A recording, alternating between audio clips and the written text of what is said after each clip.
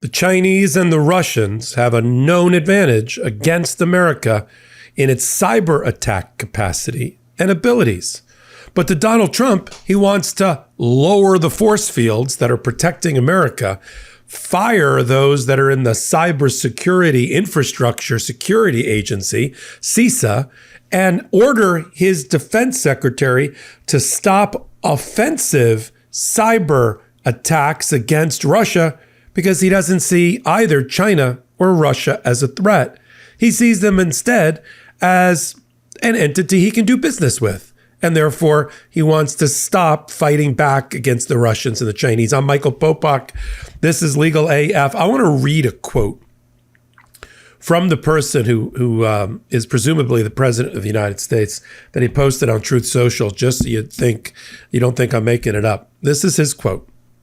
President of the United States, leader of the free world, against which the Russians and the Chinese are launching cyber attacks against our critical infrastructure, our data, our servers, our election devices, our election equipment on a daily, if not hourly basis. Here's what he had to say.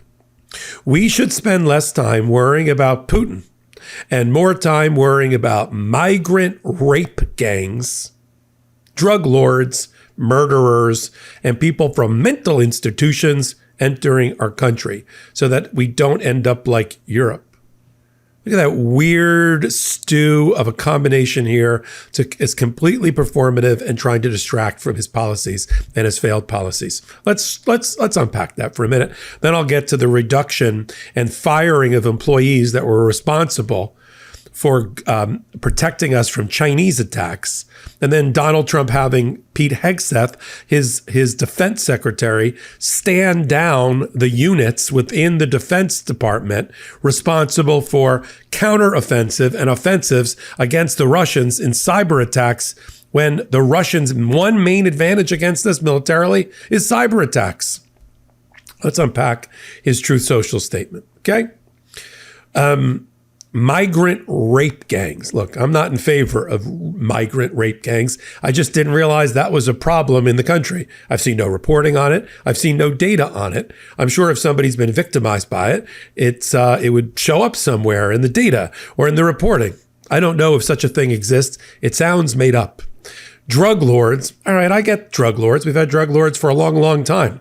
Claudia Scheinbaum is playing Donald Trump like a fiddle, sending a couple of aged out drug lords to America in exchange for, getting Donald Trump to stop sending forces or doing a strategic attack on sovereign soil of Mexico. Who's winning that war? I would say Claudia Scheinbaum. Murderers. I think we're all universally concerned about being murdered. And people from mental institutions entering our country. Is that a big problem? Are the people that ran over other human beings in New Orleans and in other attacks, San Diego and the like, were they from mental institutions? They'll end up there if they're not put to death. But is that what's causing the mass shootings in this country? The school shootings by other American school children, under 20-year-olds, under 18-year-olds? That's mental institution releasees, people released from entering our country. What I'm trying to point out is Donald Trump will point to imaginary boogeymen of his own creation in order to justify his failing policies, right? And to distract from the fact that he's having a love affair with Putin. Putin has him wrapped around his little finger. There's no other way to explain the vicious planned trap of an attack on Zelensky, our ally that we've given billions of dollars to for a reason, because he and his country were attacked and their sovereignty violated as a democracy in that region. So let me talk about something that actually Donald Trump did right in his first administration, and now he's working on effing up the second time around. He actually signed off on the creation of the Cybersecurity Infrastructure Security Agency. We call it CISA. And what Donald Trump and Elon Musk decided to do is that they have now made us vulnerable and opened our back door to attacks by the Chinese because of the over 130 staffers for CISA that were fired. It was the two main groups that were covering Salt Typhoon, a Chinese government-backed hackers who go after our data and banks and infrastructure and elections and all that. And Volt Typhoon, which is also Chinese-backed and goes after our infrastructure. We got rid of everybody like that. One cybersecurity expert summed it up this way. He said, it's like you see the iceberg and then you decide to speed up the Titanic anyway.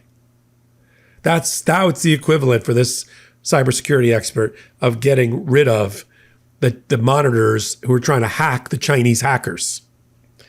If you were to ask industry, private sector industry, and cybersecurity experts around the world to characterize CISA, they would say it's actually one of the most credible and reliable and hardworking agencies within the federal government, possessing a lot of goodwill.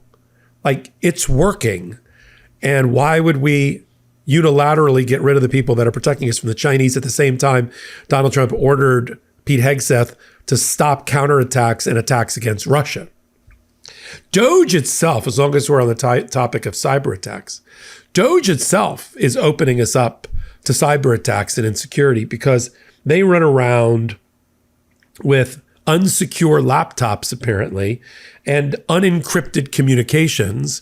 And now they're using those as can openers to open our servers through which the bad guys can file in, like ants at a picnic. And so Doge is making us insecure. It's a double whammy, as one cybersecurity expert put it.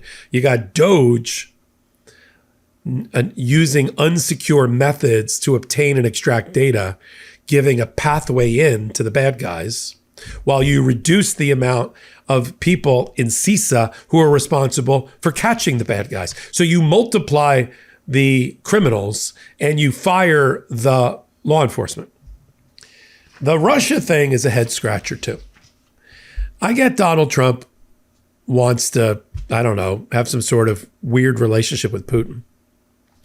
Putin right now, in his wildest dreams, he could never imagine that he'd have an American president who would, for him, in the same 30-day period, bash democratic allies around the world as not being the Trump populist brand of democracy that he wants, at a speech through J.D. Vance in Munich.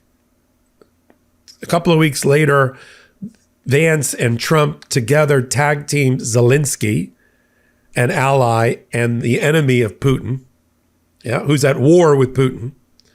And in the next week, have Donald Trump order that our force fields, if you're using a Star Trek analogy, get lowered, because those are friendly Klingons or Romulans. This is like Captain Kirk went crazy, cuckoo crazy, in the on the control panel, on the on the flight deck there, and order Pete Hegseth to don't worry about the Russians and stop the U.S. Cyber Command under the control of General Tom Haw, and have him stop conducting offensive cyber attacks. I'm going to remind people, Russia's military is aging, depleted. They're basically fighting at this point a drone war against Ukraine because they haven't had the ability to upgrade their military. They just have bodies and drones. But so in order to punch above their weight against a superpower like the United States, what do? Cyber attacks. So that's their competitive advantage. And against that competitive advantage, we're going to make a declaration that we don't see them as a threat to our infrastructure, our election infrastructure, or our data or critical nodes within our internet. That's the time to do that. If I didn't know better, I would think Donald Trump wanted us to be attacked by the Chinese and the Russians. I'll posit that. So I'm going to continue to follow all the ways this failing administration makes our life worse, makes our lives less secure, more insecure. Right here on Legal AF and on this particular YouTube channel, we are growing by leaps and bounds. At last look, and I'm going to look right now, at last look, we were getting dangerously close to our target. Yep, we're almost at 490,000. We're about a week away from hitting 500,000, a week before our 6-month birthday. Help us turn that odometer now. Hit the subscribe button. And I'll continue to report right here. Tuesday nights, tonight I've got a podcast. We'll do it probably before Trump's address to Congress, called Popok Live, at the intersection of law and politics. It's me for an hour. And then we've got Wednesday and Saturday Legal AF on the Midas Touch YouTube channel, and then all audio podcast platforms. So until my next reporting, I'm Michael Popok.